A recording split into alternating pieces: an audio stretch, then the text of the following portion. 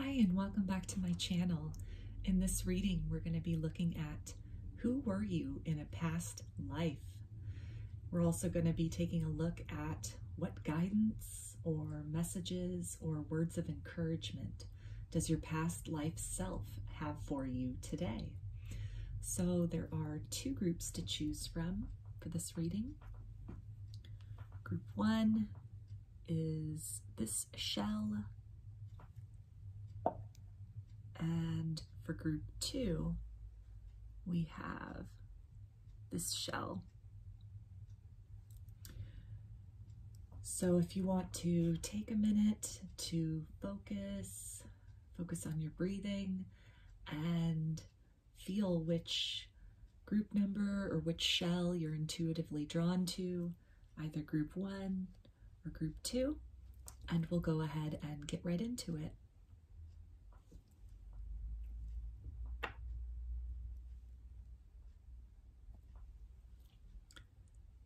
Hi, group one. You chose this shell, so I'm going to put that right up here. And I'm going to start by pulling some tarot and some oracle cards to get a feeling for who were you in a past life. So I'll get a little bit more as far as who was group one in a past life. Maybe what was their occupation, or what time period did group one live in? Okay, anything else about who group one was in a past life?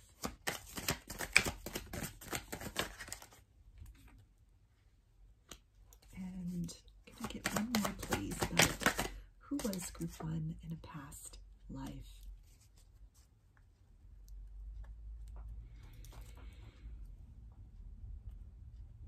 Okay, look at some of these oracle cards. Tell me about group one in their past life. Who was group one? Maybe their occupation.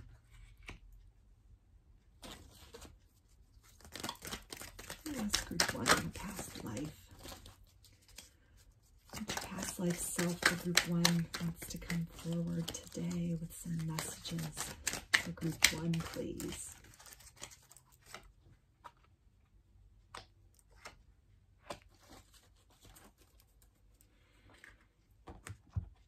Okay, a few more oracle cards like this.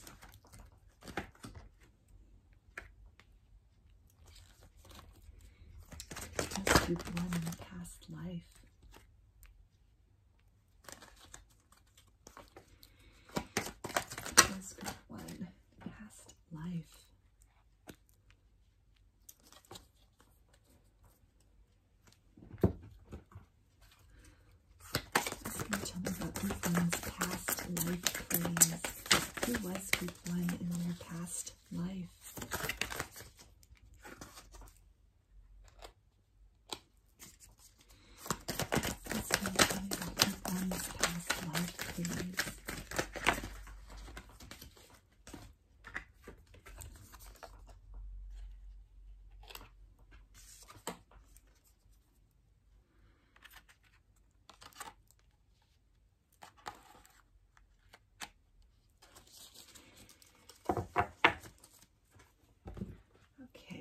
Oracle deck. Get a little bit more about group one and their past life, please.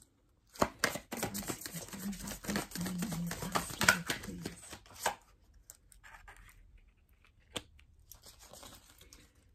Anything else about group one past life, please?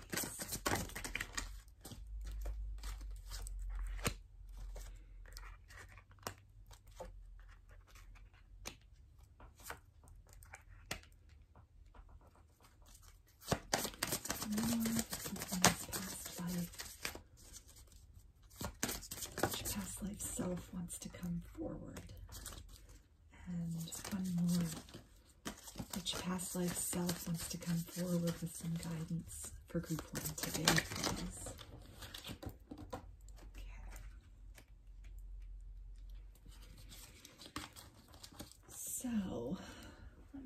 take a minute to kind of tune into all this energy here and see what's coming through. And this can definitely be more than one lifetime. I'm getting two different stories very immediately, but let me see if there's anything else that I'm picking up on.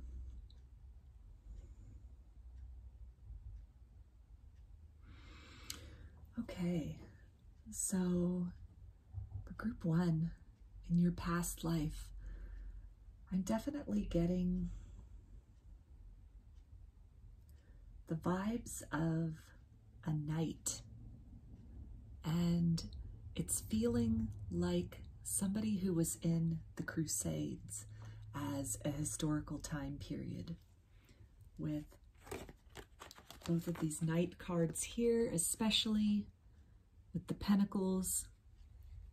This is indicating a lot of travel and a lot of movement within the material world. And then with the Knight of Wands, a lot of passion behind that movement and behind that almost purpose-driven. So with the Healer of the Ages here, in terms of this knight and this crusader energy that I'm getting, the figure on this card looks like Jesus. I think it is supposed to be Jesus, actually. So again, a strong connection to maybe the Knights Templar, or in some way the Crusades, something of a religious connotation. With this card here, with the Broken Heart card, it's also bringing up kind of that Sacred Heart of Jesus, and also just a mission that is based on more than just following orders for these knights, but something that's a spirituality or religion that is held very close to the heart. I'm also getting vibes of another lifetime that it feels like was taking place around the Middle Ages. I'm feeling that for group one, you were a craftsperson of sorts, with these pentacles coming out here. And with this Three of Pentacles, I'm getting the feeling of perhaps helping to working on building churches, or in some way even the artwork associated with churches of not a specific denomination necessarily, although Catholic churches are coming up, which sort of then fits back in with this the Knight Templar, the Crusade energy that I was picking up on. But some of that skilled craftsmanship, it almost feels that it was in more of an artistic capacity, so maybe painting the alfrescoes in churches or cathedrals, or the carving of statues. I'm really getting with these two figures here that most likely it was, again, statuary of angels or of saints or religious figures, or even some of the detailed mosaics that exist in churches and older cathedrals from sort of the Middle Ages, maybe a little bit of the early Renaissance period. And I'm getting with this Door to Value card right here that your work was highly sought after in that capacity. In actually both of these lifetimes, your skill, not just your devotion to this cause or this religion for which you were acting in the capacity as a knight, protecting people, protecting pilgrims, or just engaged in some kind of regional dispute or territory, but you were very skilled at what you were doing. And so beyond just the passion, you were highly sought after for your technical knowledge, your practical knowledge, and it also seems your geographic knowledge. So this can be something where it's really feeling European as far as these two energies right here, the craftsperson and the knight. It's really feeling probably both Western European, but with these knights, it feels that the knight was very well traveled and so had this strong technical knowledge of the geography for the areas they were going into. Perhaps had spent a lot of time in the Holy Land and had a pretty good understanding of the culture and the terrain. And as far as military tactics were concerned, this is somebody who had a lot of battle experience, who had seen a lot of conflict, had learned, was almost like a career soldier, and so had learned a lot of the mistakes that others had made in the past and then course corrected from there. And so this knowledge and expertise definitely made you very sought after in terms of this profession.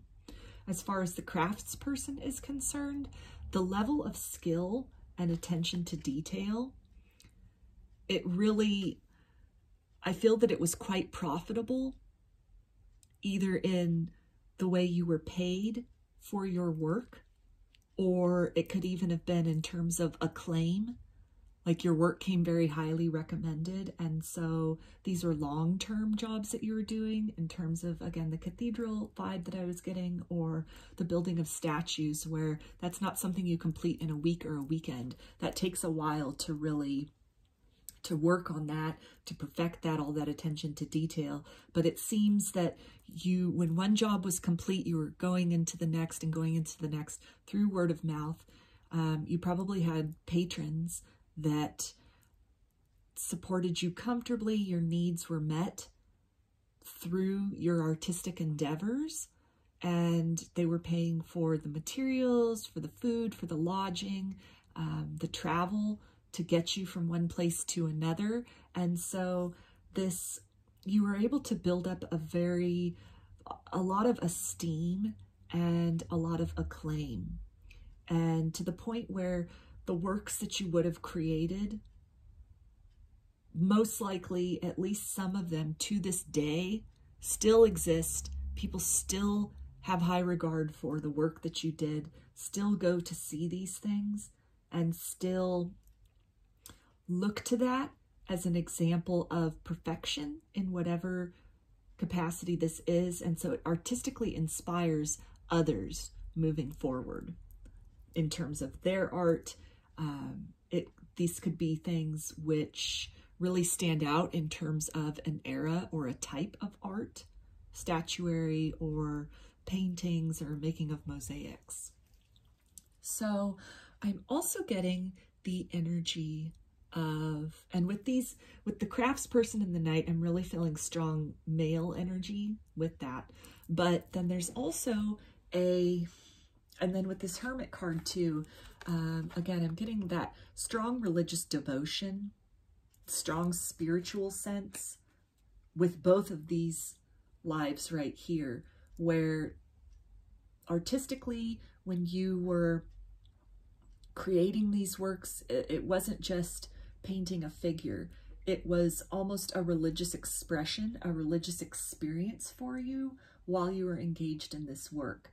In terms of the knight, the commitment, the heartfelt commitment to this purpose, to this cause, it was something which you felt very righteous in what you were doing. You felt very strongly within your heart that this was your calling, and there was no questioning as far as if you were on the correct life path for yourself, that it almost seems like with this knight energy, it's something that from childhood, from boyhood, this was something, this class of people or this lifestyle, this was something that you admired, and you always, he's looking up. And so this is something I feel that even as a child, you looked up to that and really set your sights on knowing certainly that you wanted to engage in that cause, engage in that knight lifestyle, that, chivalry and travel, and really being a keeper of peace in a lot of ways, but then also fighting and standing up for your own personal code of morals and what it is you believe in. And so it was something that you derived a lot of spiritual satisfaction from that. And so in terms of both of these lives right now, I feel that these are carried forth into your current lifetime that you're living right now. You quite possibly are somebody who's artistically inclined, who works with their hands, or it can be just any artistic creation. It can be, you know, you could make music, but I'm really feeling that it's more a painter or an artist, or maybe somebody who works with wood or creates statues. It's something along this similar vein of work that is very detailed and takes a long time to really bring that beauty out of the medium that you're working with. So like with statuary, where you're chipping away at a large slab of stone in order to bring out the figure, or even with carving things out of wood, or maybe making furniture where, you know, you have a piece of wood and then it's not a project that you finish in a day. It's something that you keep going back to and keep going back to. And it takes time to really bring the full depth of that beauty out. And it's something that I'm feeling that you really believe in the work that it is that you're doing in this capacity, in this artistic capacity, that it's almost a spiritual expression for you in this lifetime as well. And it's something which you feel that you're making the world a better place by creating this beauty for others to enjoy. I'm feeling that with this card right here, with the bat coming out, that a lot of the work that you do in terms of this artistic ability of yours, or this craft that you're engaged in, a lot of it, you most likely have some formal training, but a lot of it is through experience. It's been through trial and error. It's been through studying the works of others and really just feeling your way through that mystery, through, if it's, you know, you're carving statues and you've got a big piece of stone, and you have the idea in your mind of what you want that to be, but then it requires actually getting in there and seeing, how is this stone with its weak spots and, you know, the nature of the material or the nature of the tools that you're working with, what's that, how then is the vision of it going to turn out into reality? And so a lot of that is an unknown, and there's a lot of trust involved with what you're doing, as far as really just giving. I feel like when you're engaged in this artistic endeavor, this thing that you do with your hands in this current lifetime, it's very consuming. It's all consuming. In general, you lead probably an artistic lifestyle, and so that is very consuming in your life. But when you are engaged in your work, it's like you're in another world. It's almost, you have a cause, you have a mission to really bring that artistic vision out into the material world. And that when you've accomplished that, there is a sense of nirvana. There's a sense of just deep spiritual connection and a true, it might even bring you to tears sometimes when your work is, when you finally have that feeling that whatever it is you're working on, artistically speaking, when it's reached that point of completion, because you feel that in those moments, you touch the divine, and you really understand and know that you are living your purpose and you're on the correct life path, and that you're doing what you are meant to be doing in this lifetime. So I'm feeling also that with this possum card coming out here, that you're very adaptable and very fluid in the work that you do artistically in this lifetime, that you could work with several different mediums. You could be a painter and a sculptor.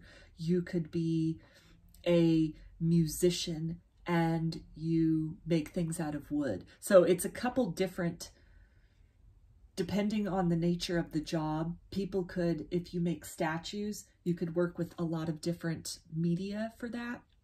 You could make things out of recycled materials sometimes, or you could make things out of electrical wires another time. You see what I'm saying? Or, you know,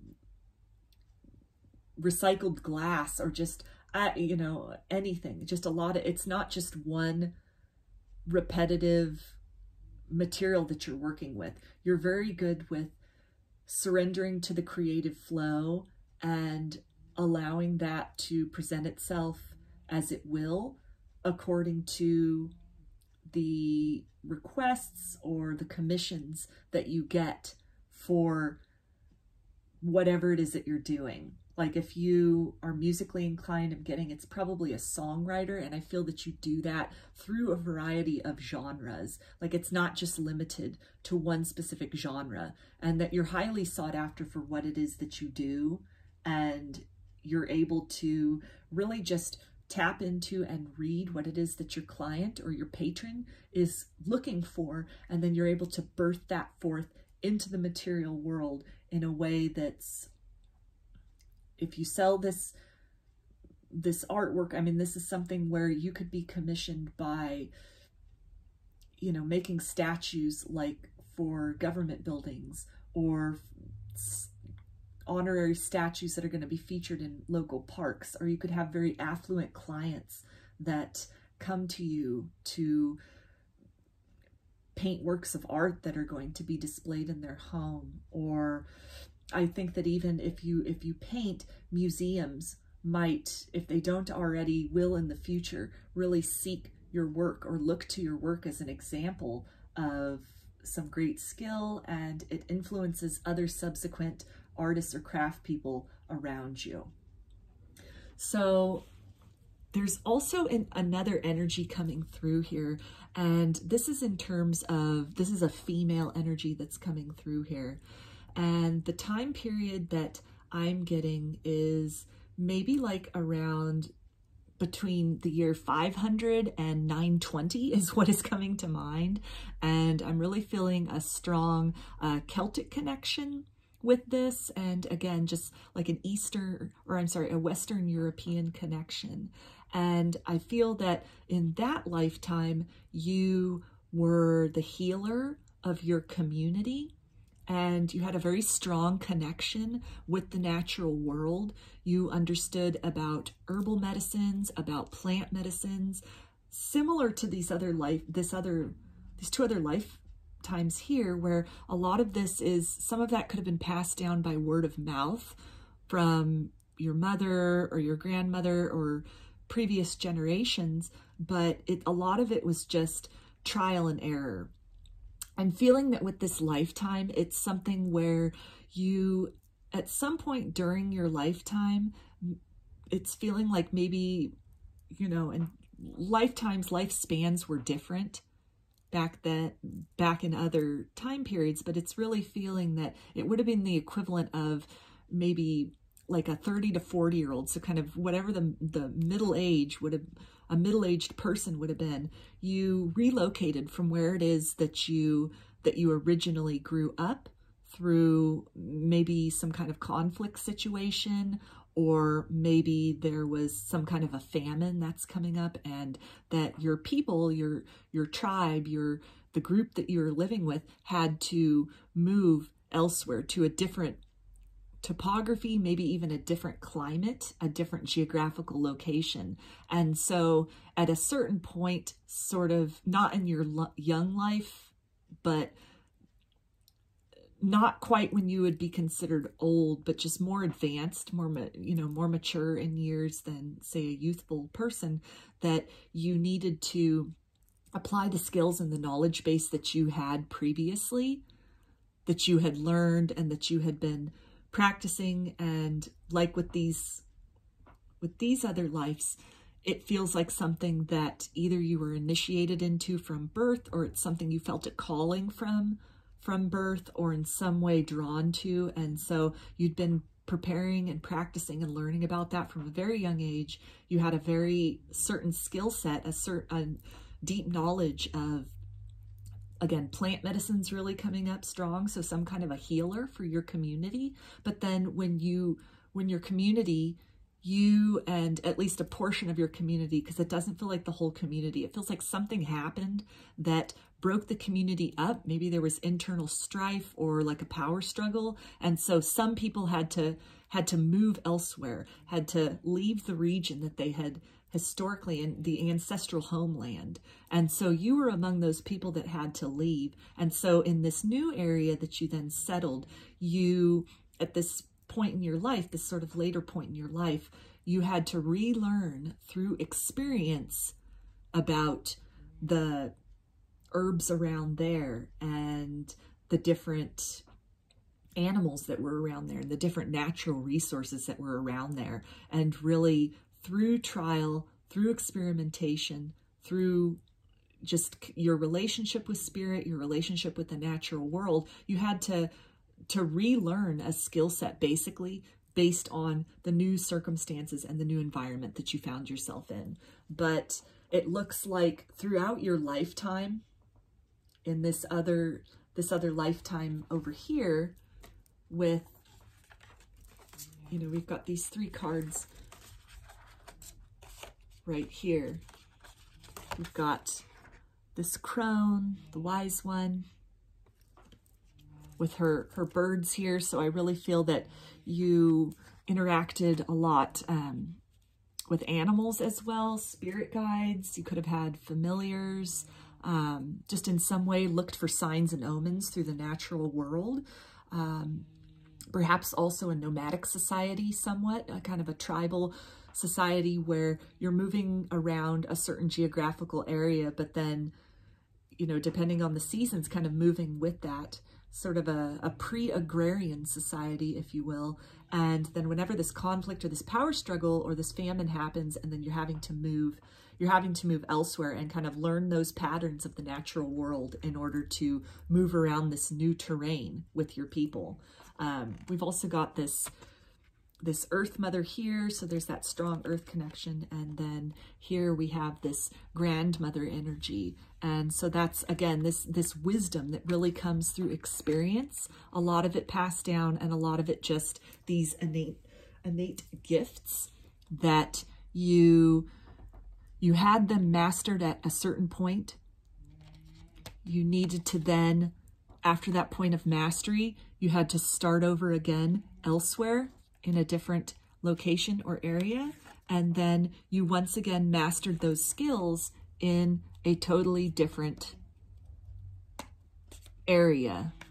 Because this is kind of, you know, she's got the owl and she's got the raven right there. And so that's sort of, I'm thinking kind of like England or Europe or something like that, you know, just very, where there's kind of a foresty area is maybe where you started off at in that lifetime. And then after having to move, having to transition locations, and then here we've got this igloo, and it's just very kind of barren and stony. And so it's almost, maybe you had to move north or even possibly west a bit, but a little more north. It doesn't feel like you went as far as North America, but maybe just out into some, I don't know. It feels really, again, just like going from Western Europe to kind of like Northwestern Europe, just a totally different landscape, a totally different area. Also here with these 2 cards, with the windstorm, the whirlwind and storm, and then fire. That also speaks to, again, this conflict that had occurred within, like a power struggle, basically, that occurred within your community, within your tribal group, and then that leading to this exodus elsewhere. But, and like the wind, your people, you and your people, I don't feel it was all the people, it was just you and a particular group where then you were sent out into the wild, into the unknown, to settle elsewhere. And with Woman with 2 Faces, we've got the 2 different stages where you become in this one geographical area, you learn and become very skilled at what it is you do based on the animals or the herbs of that particular area. And then when the change happens and you have to move, then here's the second phase where you become whole and complete and fully a master based on the geography and the herbs that you're working with in this other area. And so in general, in terms of your lifetime in general, you were definitely the keeper of a lot of knowledge for your people. You definitely, You knew a lot of the old ways, the old traditions. You're a natural healer, a gifted healer, and a gifted communicator with the land. You would have been somebody that would have been able to portend if there were storms coming, or if there would have been some kind of issue with pests that would have come and maybe ravaged the natural resources that your people would have been dependent on. You would have been somebody that would have been able to know the change of the seasons before people are keeping, you know, a modern calendar with dates, so to speak. You were very in tune with the cycles of nature and the cycles of the land. And so that intuition, it ties back in with these two other lifetimes as well, where a lot of this skill in your artistic work and a lot of this drive, this purpose in this lifetime where you were this knight, it's really just, it's coming from the heart. It's coming from this intuition, this surrendering to spirit and allowing spirit to move through you and use you almost as an instrument of divine energy is what's really coming through here. So with the Sacred Songs card right here, again, it's, you know, definitely very tribal in nature. And this is kind of this is a smaller group. So this could have even been your family and your extended family were the ones that had to leave that larger community. But you were the cornerstone of this society. You were the one that you taught and you spread your knowledge to others. You helped initiate others in this way of living with the land, living with nature, and you were the keeper of the traditions of the people. Your intuition with this full moon was very strong. Your connection with the natural world, with the cycles of the earth, the cycles of the moon, your relationship with spirit, you were almost a conduit, or in some way a bridge between the spiritual world and the natural world. Lots of animal allies, familiars, is what I'm getting, or animal guides, shamanic animal guides. I feel that in some capacity you would have been, if you weren't officially the leader of this group, like a matriarchal society, if it was a matriarchal society, you were definitely one that you were revered and almost in a way, not necessarily feared because of your power and your knowledge, but it was understood that you had a keen awareness and a keen ability to observe people, patterns, and things that might be coming up, and a keen ability to master the environment, to learn to speak the language of the world in which you and your people found yourself. And so there was a deep reverence for that. I feel that your people cherished you and definitely protected you, and as with these other two lives, really sought your knowledge, sought your counsel, looked up to you as a very wise person. So as this relates to your current life, I feel that, again, if you're engaged in any kind of artistic pursuit, you could also most likely have sort of an alternative, well, what would be considered an alternative, maybe like a neo-pagan, for example, spiritual belief system. So that could be something where you practice druidry or Wicca, or just something that's not necessarily mainstream and organized religion. Or if you are religious, maybe you're Gnostic, like a Gnostic Christian, instead of just, you know, mainstream. It feels like there's a lot more mysticism going on, and regardless of religion, whether you are open about this or not, although I feel that in this current lifetime, it's pretty obvious in terms of the way that you lead your life and, you know, the things that you pay attention to, the cycles in the natural world that you consult. You consult the natural world like it's an oracle. You have a strong relationship with the divine. And so religion aside, it feels like there is a mystical aspect to you.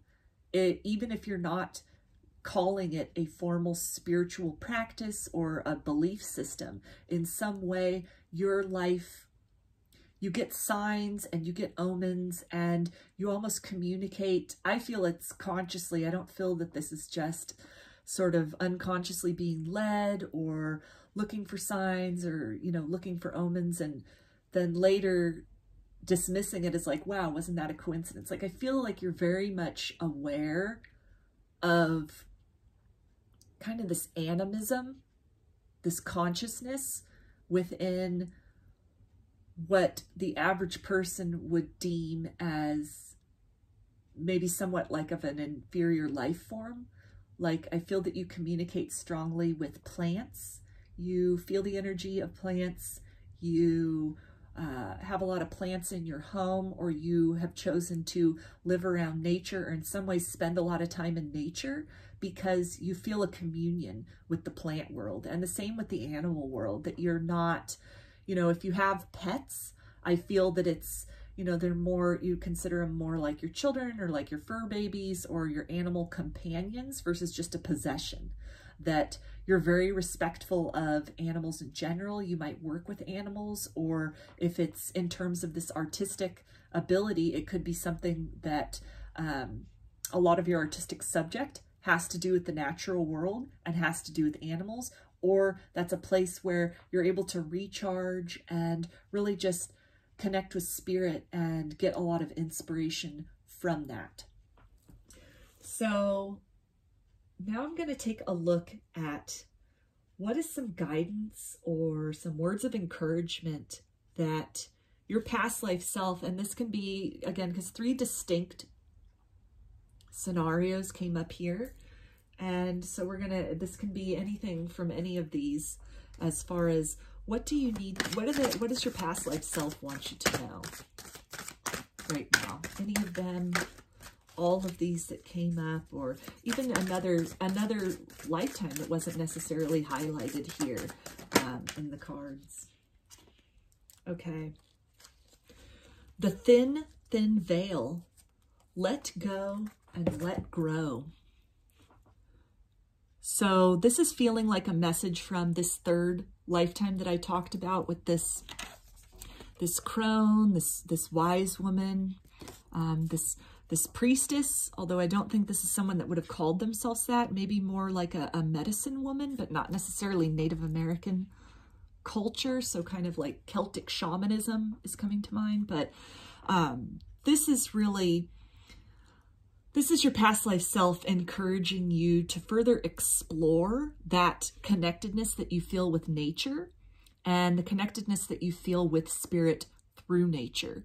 That it's pretty much affirming what it is you feel, that there is a sentience and there is a consciousness and that there is communion that can happen between people and other life forms in terms of plant life or animal life, that this is looking at life as a whole, regardless of species, that there is this thread that connects everything. And so I feel that this past life self is really just,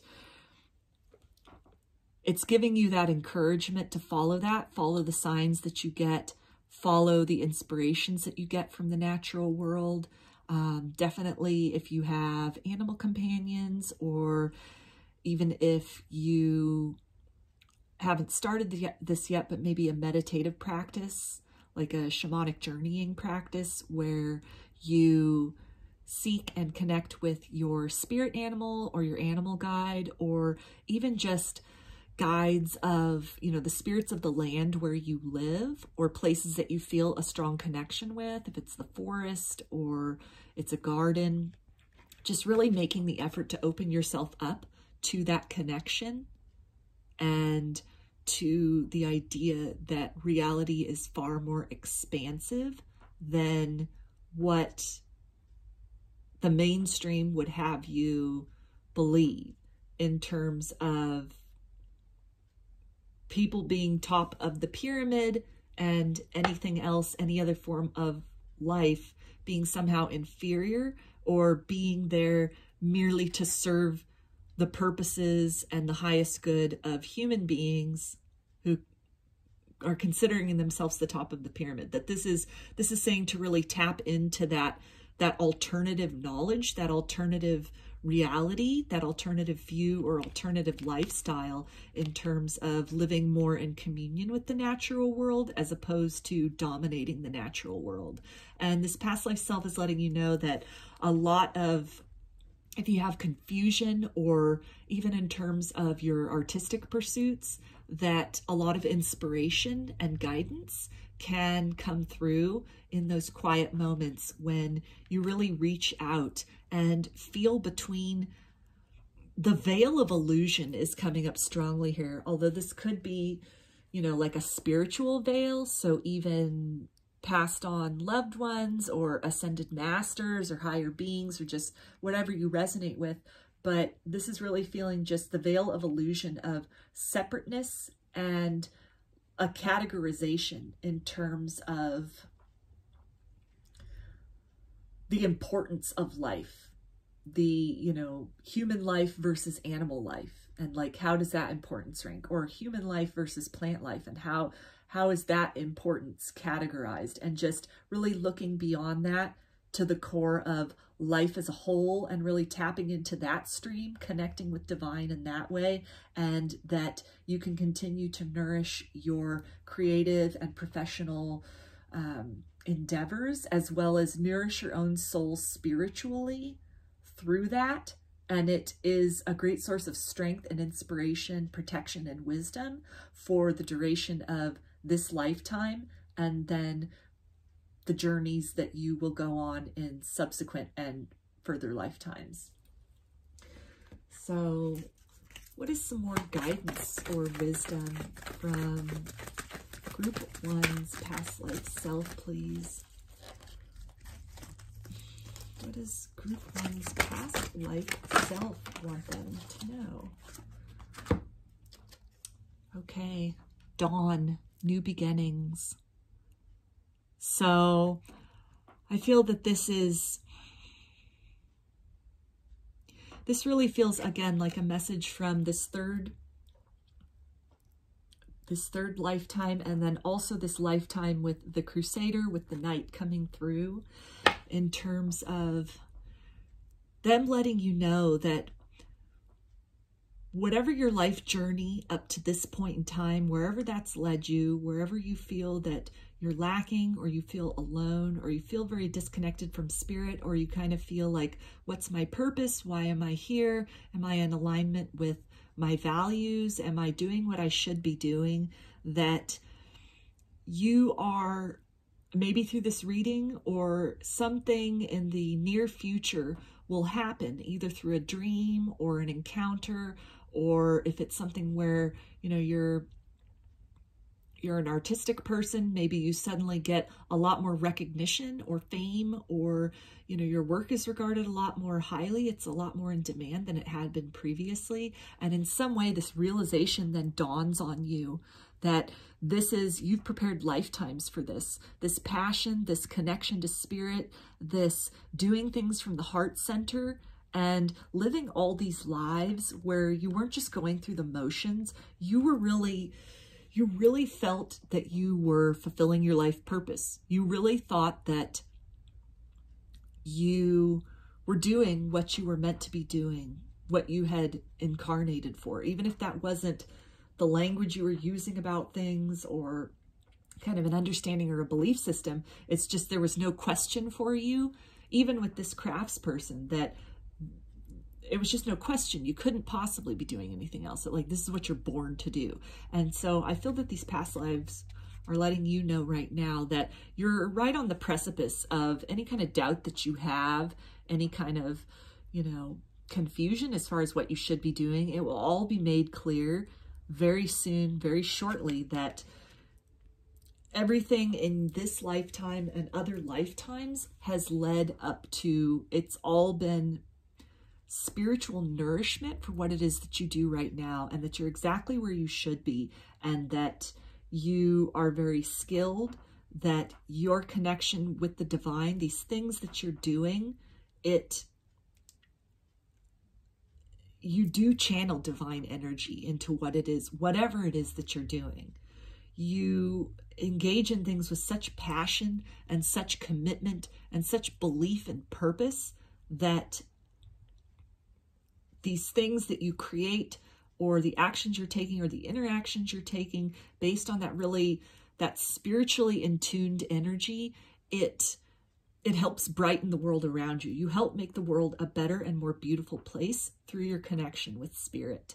And it's also, I think, reinforcing too that, you know, this connection with spirit, this is very real, that it's something which you can look outside and find, but I really feel that, oh, sorry about the glare there, that, you know, with both of these right here, just this kind of light, it's something that really shines from within.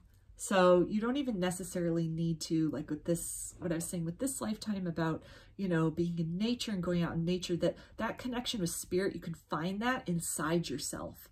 That meditation or shamanic journeying is highly recommended, because that can really help you get in touch with that core of yourself, meet those spirit guides, connect with those spirit animals, and just really find that temple within, that sanctuary within, where you can know and feel your connection with source, with God, with goddess, creator, whatever it is that however it is that you want to describe that, and understand that you are walking the path to your highest good.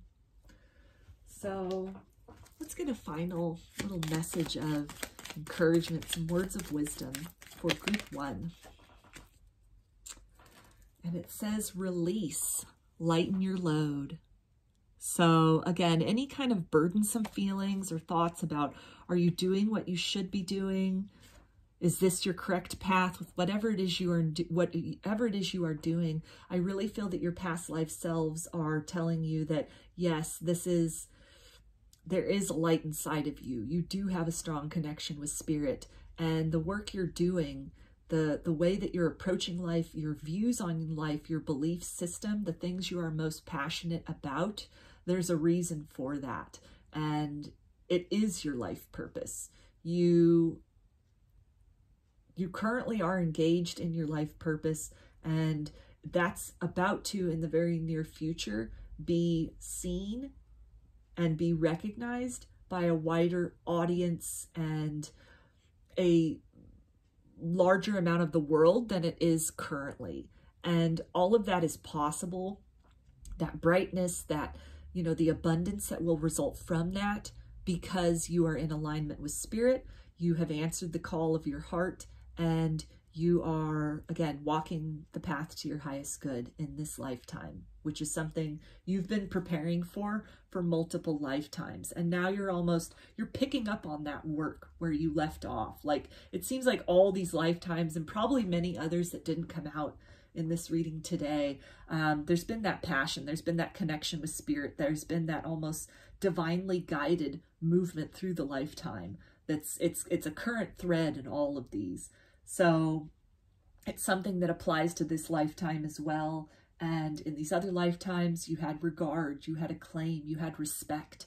And so that's something, if you're still in the process of building that in this lifetime, your past life selves are letting you know to release any kind of worry, because that too is coming. In time, that will come, as it has before. So I hope that you enjoyed this reading, group 1. I hope that you heard some things that resonate, maybe some things sparked some past life memories for you. If you enjoyed this video, please give it a thumbs up or comment below. I'd love to hear your story, and you can subscribe to my channel so that you can get notifications about other videos that I put up in the future. If you would like a personal reading, I offer them through my Etsy shop, and there's a link in the description box of this video for that. You can also follow me on Instagram, and there's a link in the description box for that as well. So I hope to see you again in another video. Please take care and be well.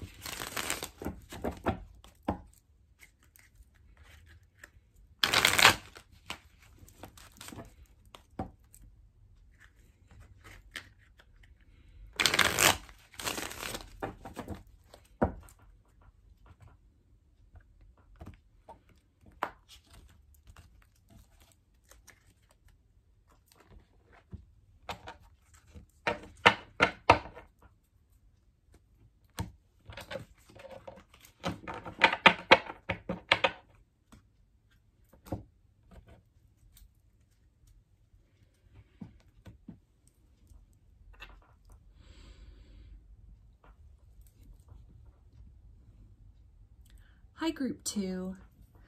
You chose this shell. So I'm going to go ahead and put that up there. And I'm going to start off with some tarot to find out who was Group 2 in a past life. Some characteristics about who Group 2 was in their past life, or this can be maybe their occupation or somewhere that they lived.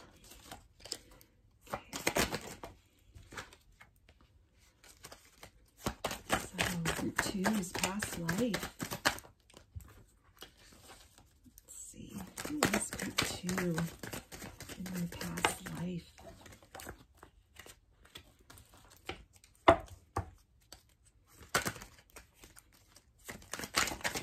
Group 2 in their past life. Group 2 in their past life, please. One more. Who's Group 2?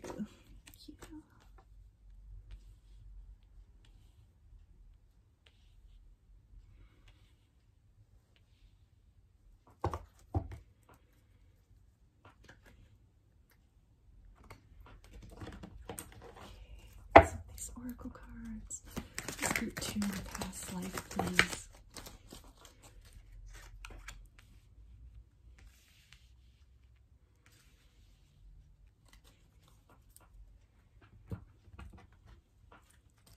This Group 2 in the past life, please.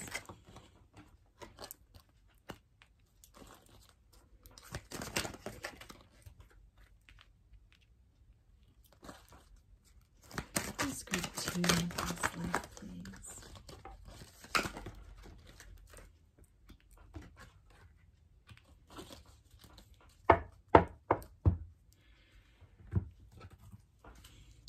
This Group 2 in the past life, please. This Group 2 in the past life. Tell me about Group 2, maybe their occupation, where they lived, what time period this was.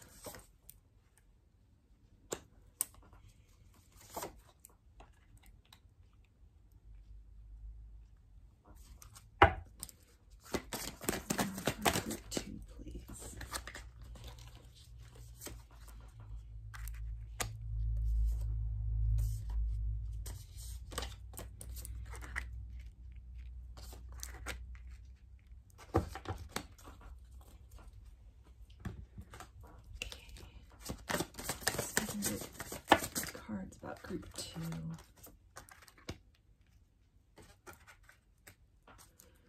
Group 2, please. Please, Group 2 in the past life.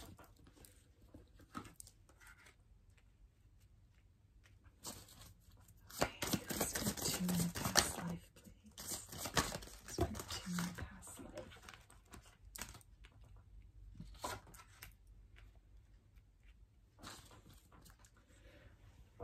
Okay, so I'm just going to take a minute to tune into these energies for Group 2 and see what kind of narrative is coming through, what kind of details are coming out.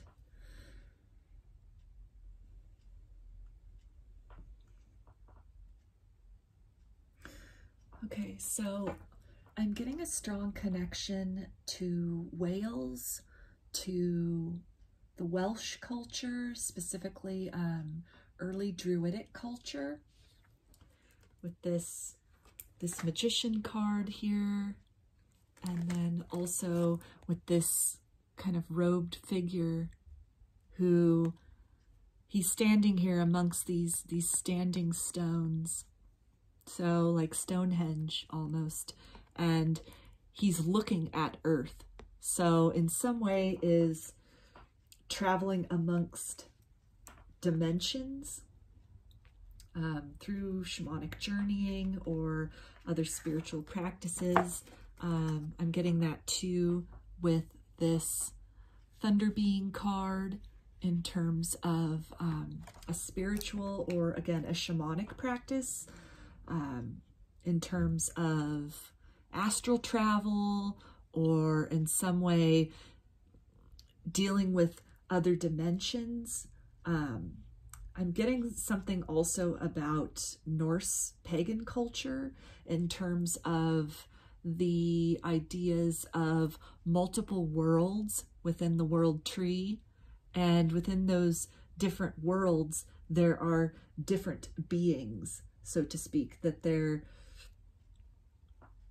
the spiritual person of the society, you know, the mage or the sage, for example, the magician, the medicine man, would be the one to have a deep understanding of those different worlds and would be able to communicate with the creatures that live amongst those different worlds, and then be able to guide their society, answer questions. I'm getting most strongly in terms of warfare, in terms of battle, that would have been something in your magical capacity, in your spiritual capacity. You would have been consulted a lot about that, as far as when to engage the enemy in battle, when to retreat and just defend the homeland or the higher ground, that by your connection with spirit, it could be something where it looks like you had a lot of tools at your disposal. So most likely for divination means, it could have been something where you used runes or were consulting omens, or some kind of hydromancy is coming up as well, because there's a lot of water. Like he's got the chalice right there, and these cards, it has the water here, and then we've got it back here. And also with this, even though he's looking at earth, that watery earth, he's standing next to, it almost looks like a pond with these lily pads growing. So that's wisdom from the emotional waters, that you were pulling a lot of wisdom through water. It could have been something where, again, with Scandinavian, with Norse culture, as a seafaring culture, your expertise would have been consulted in terms of the best times to sail, either, again, in terms of warfare, because we have that here. Also, with these ships, that you would have been consulted in terms of if the gods would approve of this time to go out and maybe explore or conquer or otherwise invade other lands by way of water.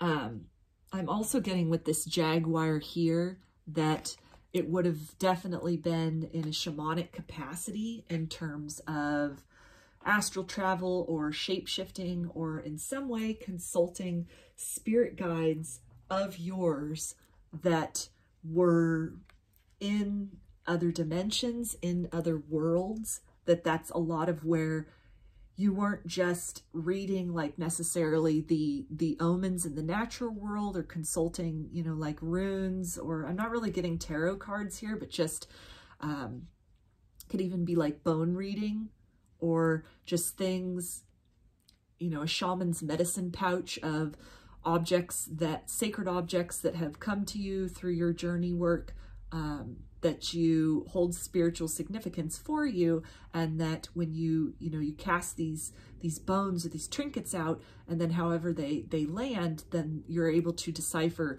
the omens or the advice from that. And so I feel that is a lot of what you relied upon, was this relationship with the unseen.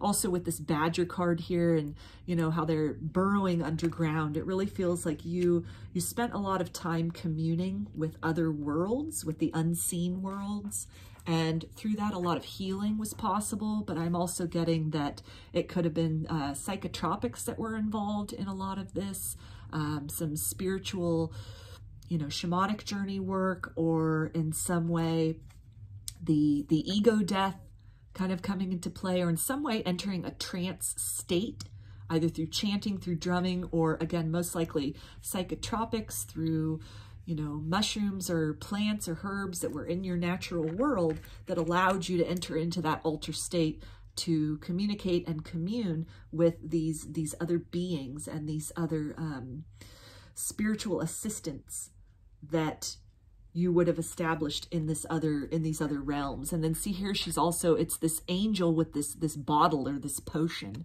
And so again, feeling this strong sense of really connecting with other worldly beings, guardians, spirit guides, angels,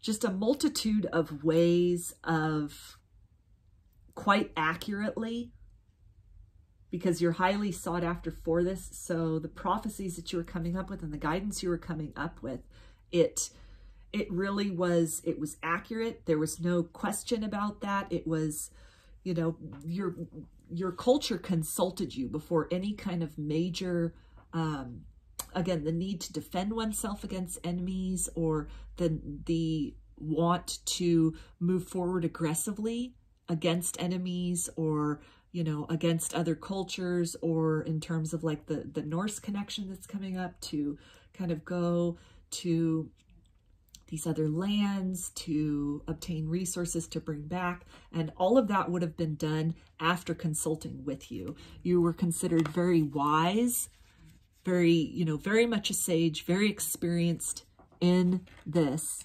I'm feeling a very strong male energy in both of those situations, both in the druid capacity, and then also in this Norse.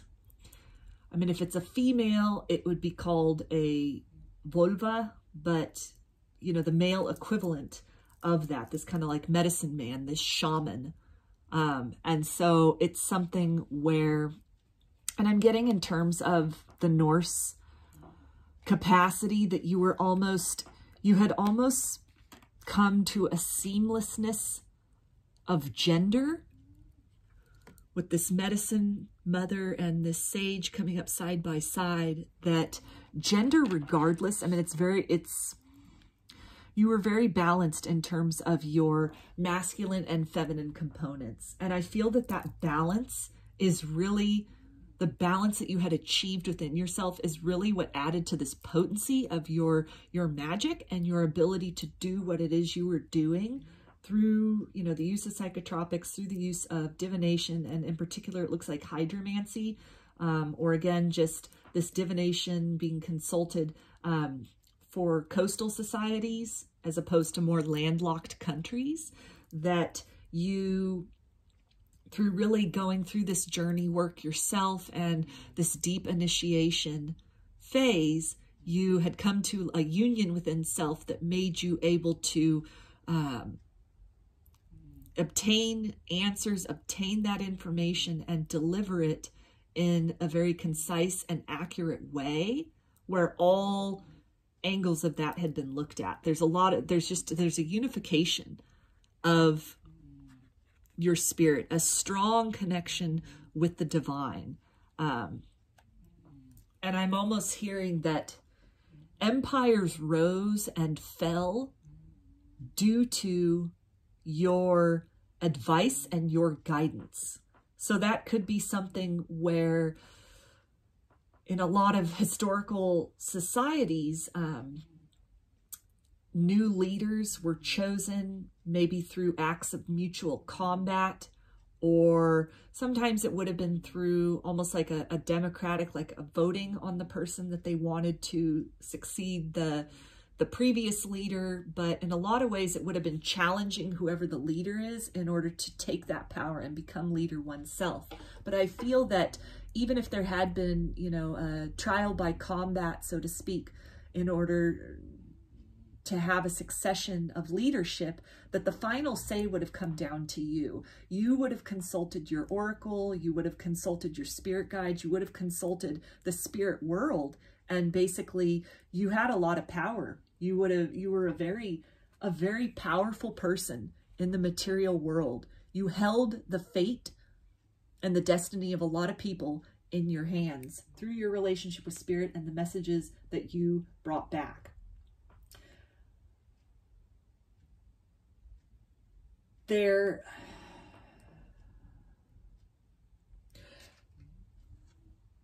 almost this feeling of, with this power, being very separate from your society, almost being like a ghost in your culture.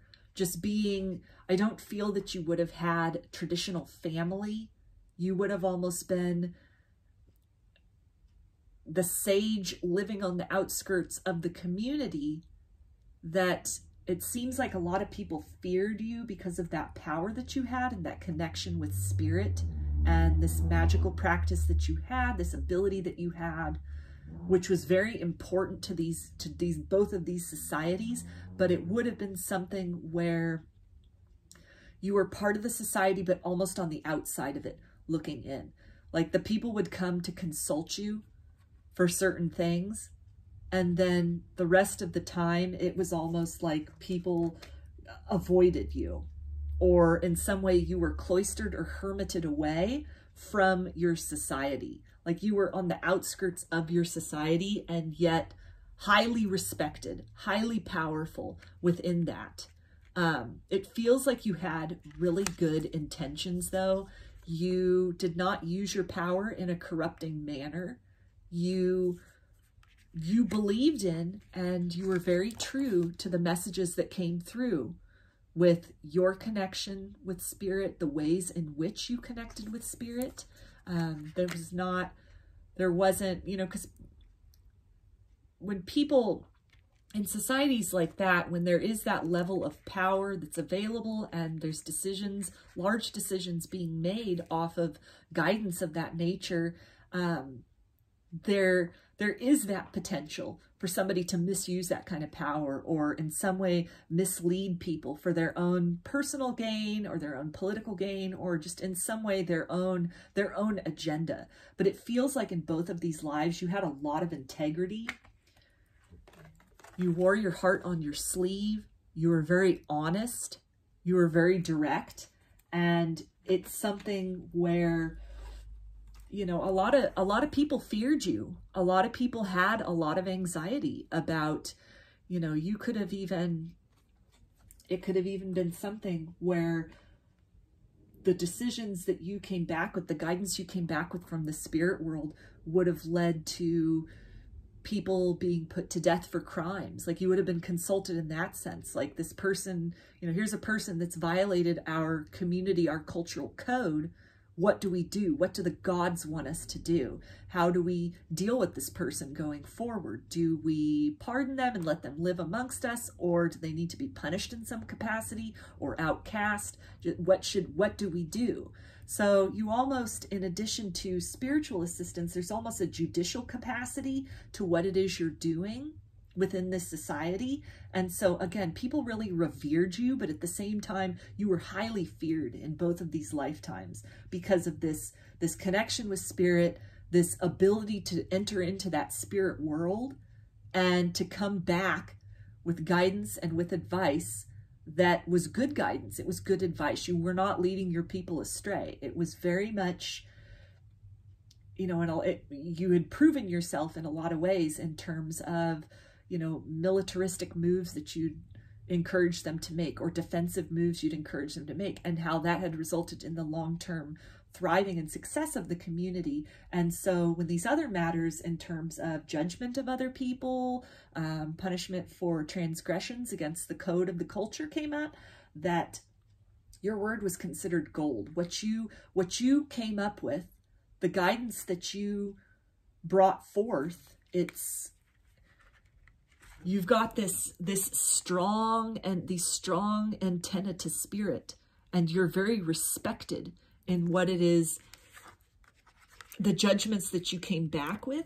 But you definitely phrased this in terms of that this was coming from on high, that this was, you know, after entering this trance state and communing with your spirit guides, you set a lot of wheels in motion within your society, the fate of your society in a lot of ways, whether that's the society as a whole or even just that particular band or that particular group or tribe that you were a part of. Your impact upon that tribe, that community, changed so much and set in motion wheels for the future for these people. Either the longevity of these people or the ultimate downfall of these people. And I really feel that when it came to, it doesn't feel like you, it feels like you lived in basically the heart of these cultures when they were thriving. This wasn't when these cultures were just developed. This isn't a time where, you know, these cultures are ready to kind of morph into their next form, and old ways, the old belief systems, the pagan belief system is getting ready to be cast aside for kind of this modern monotheistic, you know, Western system. This is not that time. This is almost not necessarily the golden era of these cultures, but it's just very much in the midst of it. What you're doing, the practice that you're doing, there were many that came before you. It was a lineage. It feels like something you weren't born into, but that you were chosen for. It doesn't feel like something that you necessarily pursued, that you looked at it and said, that's what I want to do this. It's almost like your predecessor chose you as a child. You know, certain signs or the astrology you were born under, in some way, certain omens when you were born, it was in some way determined pretty much since birth that that's what you were going to do. And so at some point in time, it seems that you would have then had an apprentice. You would have had somebody that you're passing that legacy on to, that, you know, passing the knowledge on to. You're grooming them for that. You would have been the one to, you know, have this young student under you that you're teaching the ways, that you're passing that torch on to. And that when you were a youth, there was somebody, you had a teacher, you had a mentor that you pass this knowledge on to. And it's somebody that you would have had a strong, it wouldn't have been a parent by birth. It really feels like you pretty much were not with your family of birth, that when it was determined that you were, you know, this next person in line for this shamanic, like a shamanic priest kind of a duty, or this druidic lifestyle, this druid lifestyle, that you would have immediately gone into that. And the cultivation of that would have begun immediately. And so it would have been you had a very strong connection, almost like a fatherly connection with that elder that took you in and that trained you in these practices and in these methods in terms of, you know, entering the trance state and doing the journey work and finding the information, finding the messages, interpreting the messages, and bringing that back. And so it would have been a strong connection between the two of you, that you were with him basically since birth until that person's death. And then in time, when the signs came, because I don't feel that it was immediately upon taking over for that person or rising up to that position, that it would have been when the time was right, you would have interpreted the signs, or there would have been certain portents that then there's somebody else in line that comes through. That is, it's the same kind of relationship that existed between you and that your teacher, and then you have a student.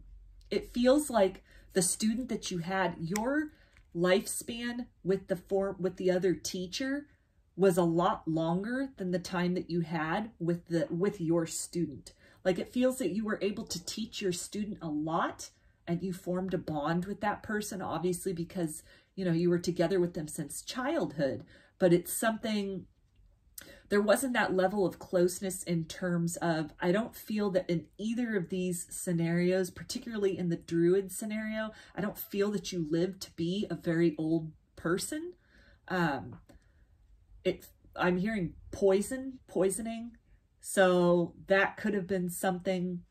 It's feeling like it was something, just a natural occurrence.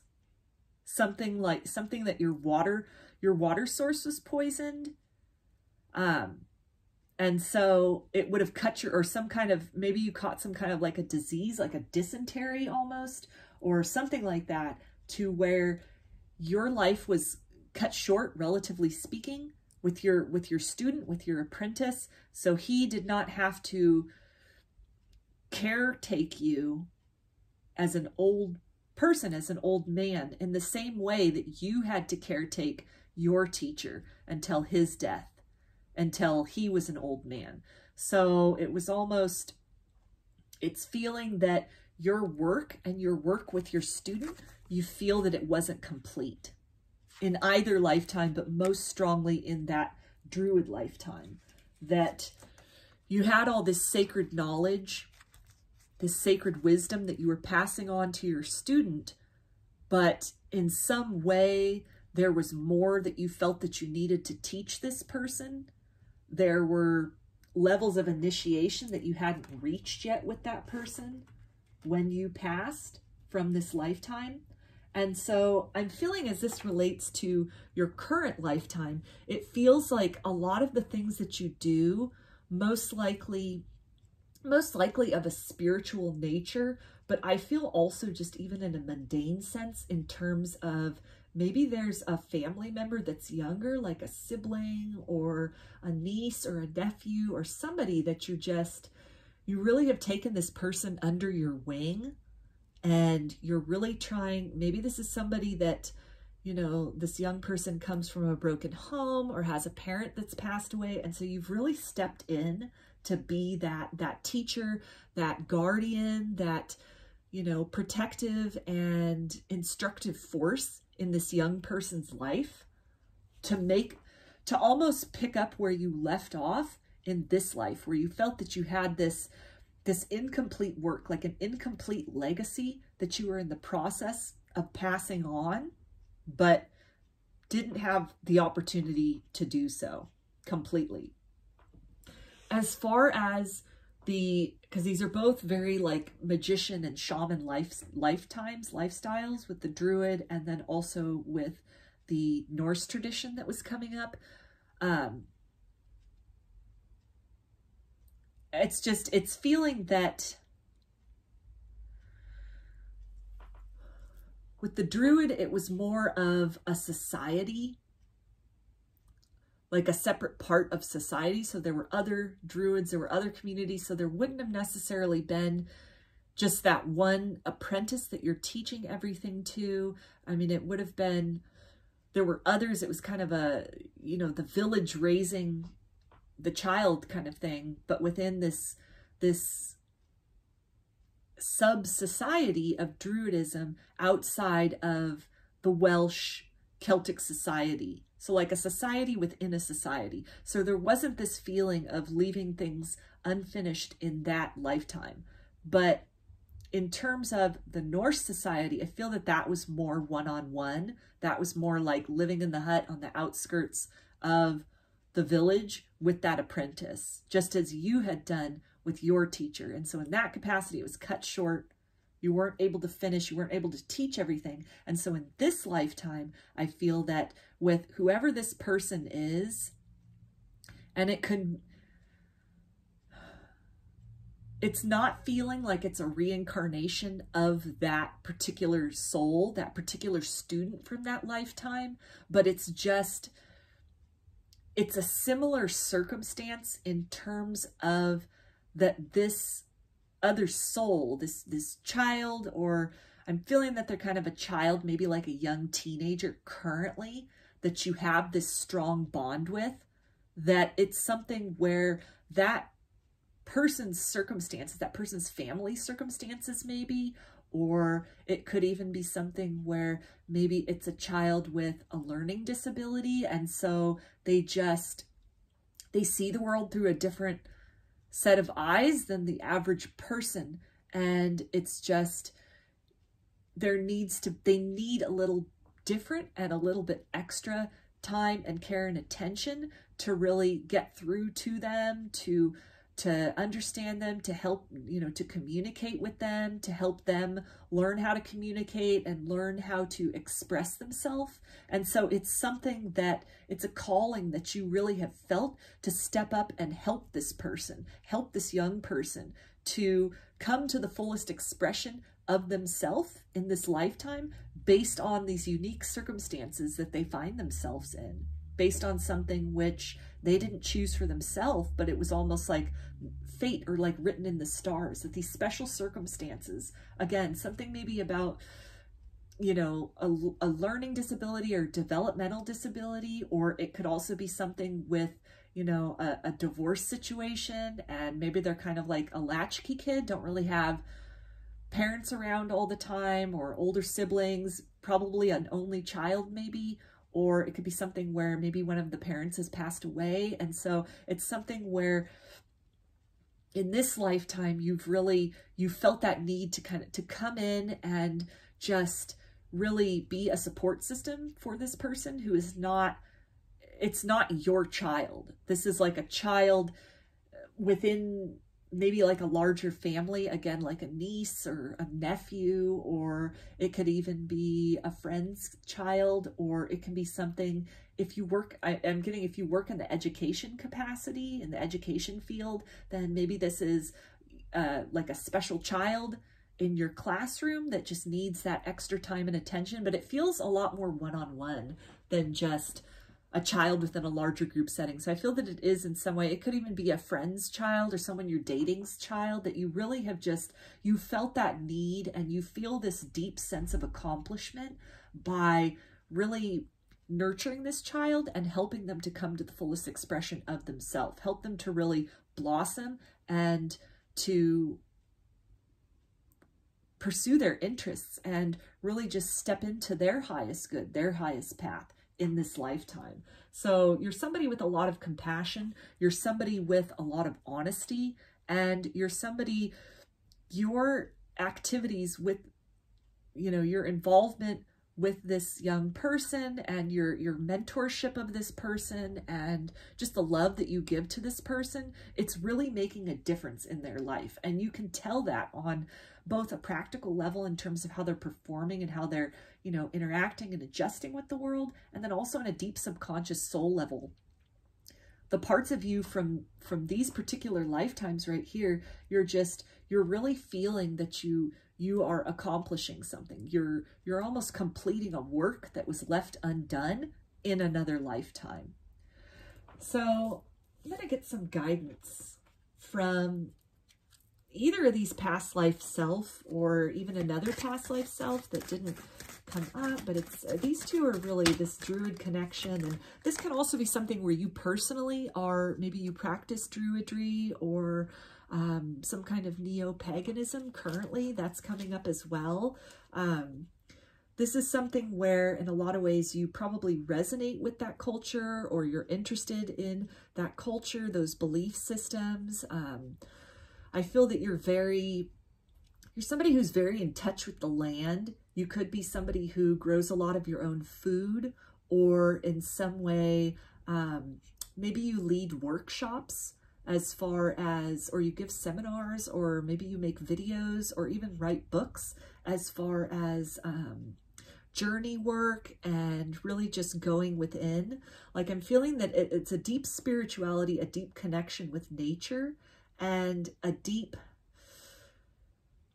following intuition and guidance that's not obtained through ordinary average means or obtained through the natural world. That there's a lot of astral travel that you either knowingly or unknowingly participate in, and that's something that it really helps fulfill you. It feels like something that, if this is your belief system, if this is your practice, it's not, even if you're like writing about it or having seminars or making videos about it, it's not something that most people in your life would know. It's almost like you're juggling between maybe like a regular 9-to-5 job, and then you've got this whole other spiritual practice, this whole other thing maybe that you do on the weekends or you do at home. And it's sort of like the two worlds don't blend. Like there's people, the people from the mundane, kind of like the 9-to-5, they look at you one way, and then after hours, after you're off the clock, you almost enter into this other, there's this whole other side of you that people who are closest to you, they're aware of it. But for a lot of people, these, you know, you could also be a practitioner of ceremonial magic, a ceremonial magician, and just, it's resulted, this practice, these practices, this interest and nurturing this side of you, it's resulted in a feeling of security and a feeling of abundance. You may have manifested a lot of abundance in your life because of that, but it's not something that's easily apparent to most people. You do almost shapeshift into this. It's almost, it's something that's very private for you, and that only the people who are deeply and intimately in your heart, in your inner circle in this lifetime, are aware of. And it feels like it's something that's always been of interest to you since you were young. This is something that's intrigued you, this, you know, magic and paganism and cultures, again, of maybe like early Scandinavian or like Viking culture, and also Druid, Welsh culture, and Celtic culture, that these things have always held a lot of interest for you. You could be somebody that, you know, went to like Renaissance fairs a lot and just, you know, maybe does like the LARP, like the, you know, role playing, or just, you know, societies, maybe you know, there's games that you play, kind of like role-playing games that emulate these times, these characters. You could go to a lot of conventions for that as well, and just have a lot of interest in that. It's just, it's something, it's like your after hours passion, and it's something that you have a lot of soul knowledge that comes up about that. You know a lot about that. You devote a lot of time, energy, and effort to that, but it's not something that's so readily, it's kind of hidden from you've got like your two worlds. You've got what you do during the day and the way people, you know, think about you in your day-to-day, like in the workplace, basically. And then there's the people that know you. There's friends, or there's family that know you, and that know this whole other, there's this whole other side to you.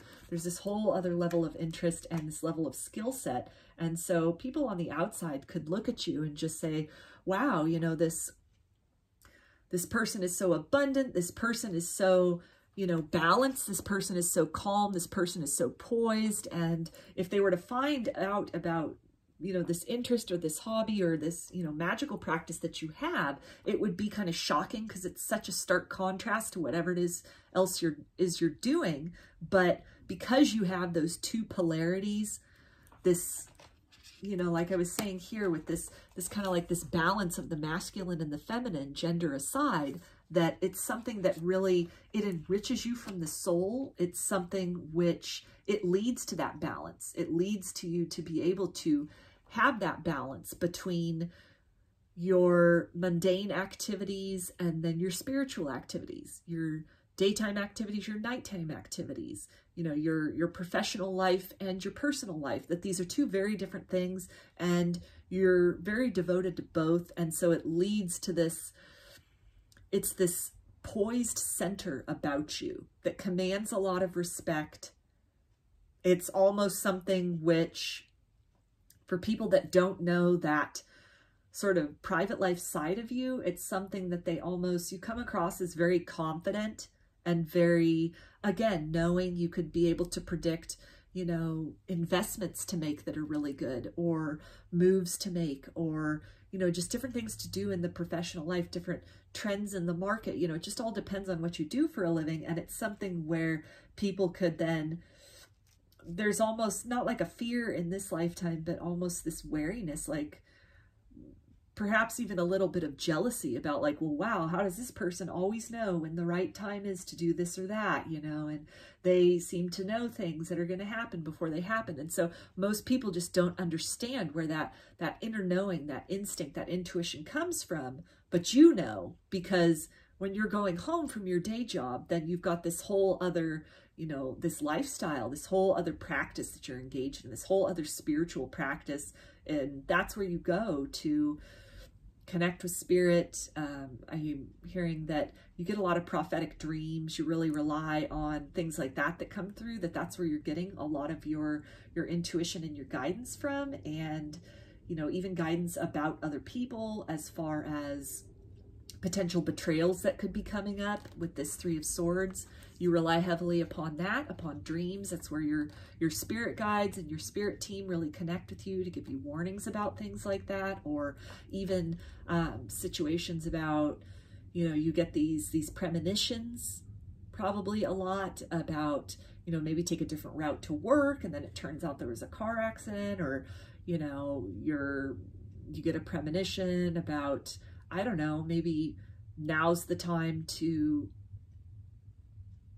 bet on this or that football team, and you're not the betting sort, but then you go and, you know, you place a bet and then you win some money, you know, things like that, just little things like that, little or big things, to where you get these nudges, and you're so spiritually connected. You understand spirituality on a level that you know that these things are guidance. You're not like, you don't really seem that you're confused about like, well, are these things coincidences? Are they, you know, is this just kind of in my imagination? Am I just lucky? No, you have in this lifetime, you have that spiritual practice, that spiritual basis, and you have learned and are learning to discern when it is that guidance comes in and the forms in which it comes for you, which has led to a lot of balance and prosperity within your life in the material world. So now I'm going to get some guidance for you, some words of inspiration from this past life, or these two past lives. It's pretty like, they're different, but it's very much like the same as like like they mirror each other in a lot of ways, these two lives right here. And so the guidance is, in the castle of dreams, become altered by the color of your dreams. Yeah, so what I was just talking about with dreams and, you know, probably getting a lot of intuition or prophetic dreams or intuitive hits through your dreams. It's how your spirit team communicates with you. And so the guidance really is to just keep following those nudges that you're getting. Don't doubt them. Don't doubt yourself, even if it seems really like, you know, maybe irrational, or to do something that you really feel that tug to do or not do based on dreams that come in. This is almost, it can benefit you greatly. And I'm also hearing that it can be the type of thing that perhaps prevents some kind of harm or misfortune or pain to come to you if you follow those nudges as they come through, because they're divinely guided. It is your spirit team reaching out to you, and it feels that you already know this, and so this is just a confirmation there in case there's any kind of, this moon's pretty low on the horizon, so it really feels that you are very in touch with that intuition. So there's very little doubt about that. But it's also, this is also indicating that you're going to be getting a dream in the pretty immediate future. It doesn't feel like something that you've had yet, but it's something you're about to have, like not necessarily a year from now, but I'm feeling like months, like maybe 3 to 6 months at the most. And it could be as soon as like between a week and a month is what I'm really feeling. Like something will come to you in a dream, and that's going to be either an inspiration for a really good idea that will bring you a lot of prosperity and that you should follow through with. And that prosperity can be relative. That can be a sense of spiritual nourishment, but I'm feeling that it'll be something that brings prosperity in the physical world. And so when you get up, when you have this dream, it's feeling like you won't mistake it. You'll know this kind of weird dream or this idea, this aha thing, this inspiration that you have in this dream. And the guidance is to wait. When you wake up, write that down immediately, as much of it as you can, and then take the time to process that and act upon that and kind of turn that into something. Maybe it becomes a business, or it becomes a work of art, or it becomes a book, or just whatever it is. And it's something which that dream is going to, when you build upon that, it's going to lead to so much more prosperity. And almost I'm feeling too, a lot of you might not, it looks like you feel very comfortable with that balance, with that polarity between your spiritual life and, let's say, your mundane physical life. But it looks like in some way it's this dream and acting upon that, it's somehow going to bridge those two. And so there won't feel like there's so much, if you ever feel tugged or pulled, or like these two components of your lifestyle are in any way at odds with each other, or where you have to like carve out time for each separately, that this dream, this idea, this thing that comes to you, when you act upon that and when that grows into something, it's really going to help to kind of close that gap between these two areas of your life. And so by devoting then energy to one, you are by default devoting energy to the other. So that could be something like the idea for a spiritually based business, or in some way a move that you could make to further integrate, or even, you know, depending on the situation, to bring those two worlds together in some way, that it's gonna yield a lot of prosperity for you and a lot of satisfaction for you going forward. So let's see, what's another guidance or another little message from Group 2's past life to their current self. Group 2's past life want the current lifetime to know. Guidance from the past life. Okay, so the card that came out is Spring Equinox Rebirth. So that feels, again, that prosperity through that dream that's coming through. And, you know, I'm feeling a strong Celtic connection here. So I feel that this is coming from that Druid lifetime, and that it's something in relation to that. It's something almost like like this dream. It's feeling this move that you'll make. It will build a stronger sense of community for you, and it will somehow bring these two communities of yours together. Like maybe you come up with, again, some kind of spiritually based business to where instead of two separate kind of communities, the work community and the personal life or the spiritual communities that you're a part of, it's in some way going to close that gap so it becomes all one community.